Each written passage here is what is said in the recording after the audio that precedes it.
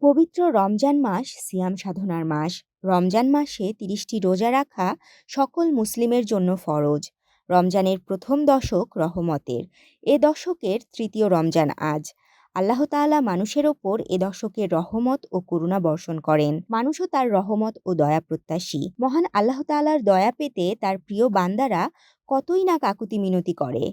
আল্লাহর দয়া লাভে রমজানের তৃতীয় দিনে মুসলিম উম্মাহর জন্য এ দোয়াটি তুলে ধরা হলো। হে আল্লাহ, আজকের দিনে আমাকে সচেতনতা ও বিচক্ষণতা দান করুন।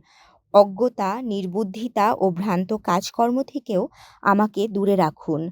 আজকের দিনে আপনি যত ধরনের কল্যাণ দান করবেন তার প্রতিটিতে আপনার দয়ার উসিলায় আমাকে উপকৃত করুন। হে দানশীলদের মধ্যে সর্বোত্তম দানশীল। তাশরিফা তৃষা, তরঙ্গ টিভি।